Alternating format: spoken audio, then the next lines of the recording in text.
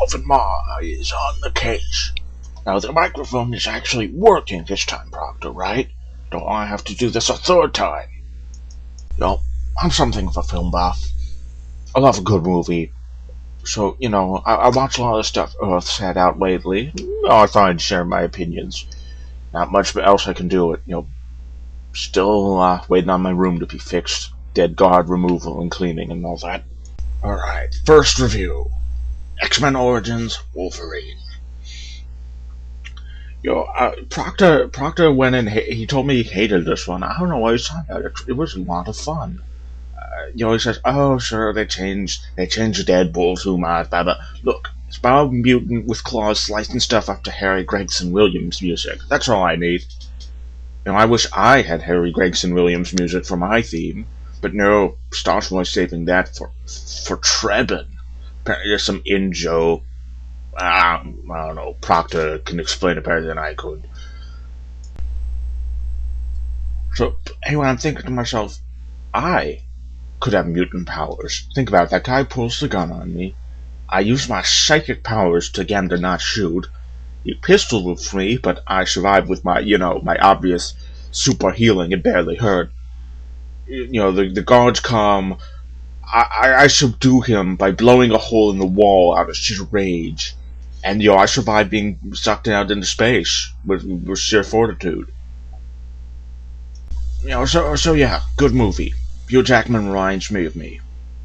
Next movie, Star Trek. Proctor loved this one. Parts like, oh, they did a great job fixing the continuity, reboot, that. Look, I'm no physicist, but you learn a thing or two when you live near a supermassive black hole. Based on. And I know this. The prospect of flying a spaceship into a black hole and going back in time is ridiculous. You wanna know what happens when you fly a ship into a black hole? You die. Forever. Do you have an idea how much money I could save if I could just send a ship in there and have it somehow pop out years earlier? So no. No, a movie that insults, the natural beauty of the black hole is no good in my book.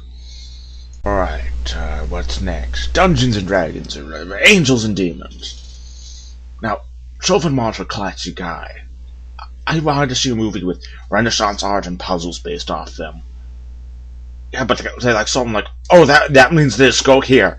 It seemed too fast paced. Of course I didn't read the book. I don't have time for that. Proctor told me they changed a lot, so why go to the effort of making a movie called something but doing something else? It'd be like hacking up a cartoon series and making it your own personal rant video. Ridiculous. Alright, what else we got here? Oh yeah, the taking of Pelham 123. Is that what you humans call all your vehicles? Ridiculous names like that? Did I say humans? No. Earthlings. Sorry, folks. I'm just going through alien withdrawal. I'm depressed that, I live in space and I've yet to meet a single alien. So, anyway, look. Around these parts we call it, like, passenger courier PL-123996. It just rolls off the tongue better that way. So the whole person's like, hey, I got this trade. Give me a bunch of money. They're like, no. Do it because I also got the passengers. Like, oh, wait, we're not sure now. Back and forth like that. It was pretty good, but, Corsair's Corp has, ways of handling, hostage situations and derelict freighters asking for help. Who have been over much faster if they've been working for me. Terminator Salvation. That's another thing I feel lacking about living in space. There's no robots. I mean, we have decently smart computers, but no robots, to my knowledge. And the whole point of a Terminator is making a robot that looks like a human. Why would you do that? If you have a perfectly good robot, why make it more boring? Heck, I'm trying to make humans more like robots. You see the guards at Metropole Station? The helmets? At least I can pretend sometimes that that they're humanoid robots. Another thing, all this time, like, oh, John Connor's gonna be a great leader. John Connor's gonna save us all. Yeah, but he like does it all by himself.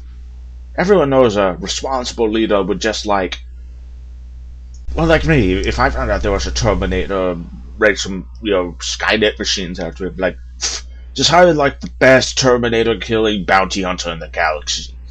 Offer 120% the usual rate if Skynet's gone in the month. There, problem solved. Didn't have to lift a finger. Tell you though, I like that guy Marcus. He was cool. I mean, I wish I had a cyborg for an assistant. And I guess Proctor, when he's with all the Bluetooth crap he's got on him, I guess it counts, but it's just not the same. All fun movie. Just I liked it. Now, on the subject of robots, Transformers 2. Now, Solvan Mar is nostalgic about his childhood. Solvan Mar grew up with Transformers. You see, Proctor, that is a good cartoon. Not that Japanese crap you watch all day. But sir, the original toys, they were made in Japan. The original series was animated in Japan. And after it got canceled in the USA, they did 3 other seasons, all in Japan. Even when it switched to Beast Wars, they had their own Japanese hand-animated versions like Beast Wars and Neo. And after that, it was all Japanese again, with Robots in Disguise and Armada. Proctor, do you think I care? I'm talking about the original Transformers. Look, if there's subtitles at the bottom of the screen, it's not what I'm talking about. So yeah, I liked the first movie. Let me get that out of the way. I just thought they spent too much time on boring human people. And they had shaky cam. Now, Solvan Mar is not a filmmaker, but I was under the impression that if something's happening in a movie, you point the camera at it, not away from it. Well, thankfully there's none of that in the new one, but there's still too many humans. And you know what? Look, Solvan Mar isn't easily offended. I keep an open mind. But these two guys, these twins, they were borderline racist. I haven't been that offended since I saw this in one of Proctor's cartoons. Look at that. Just look at that. Why anyone would draw something that blatantly offensive? It's beyond me. But ignoring that, it was good fun. Life on Earth, the original '80s movie, that was cool. Public Enemies. Now we got space pirates here, but these guys is John Dillinger. That is how it should be done. He didn't pistol whip the people he was robbing. He was a class act. Good movie. Heck, even Chris Bale didn't use his Batman voice. I would have been worried. If he did that with that one too, I would start to suspect that he was some sort of automaton. And it's still borderline. I'm not entirely sure he's completely human. Last one, Bruno. Now let me just give you a little preface here. Borat was huge in Corsius Corp. Huge. I couldn't go anywhere without, oh sure, you look very nice. Okay, I can't do a good Borat. Whatever. So, yeah, it was popular. I loved it. I watched all the trailers for this one getting excited, like, oh, this is gonna be great. And basically what I got was like a really long version of the same trailer. They ruined all the best parts. It's like they might as well have hired Starswar to make the trailer. It showed everything, all the best parts, and ruined the whole thing for me. Heck, there are even things in the trailer and commercials that weren't in the actual movie. That's just wrong. I'm aware that things, wind up on the cutting room floor, like my original voice work. But,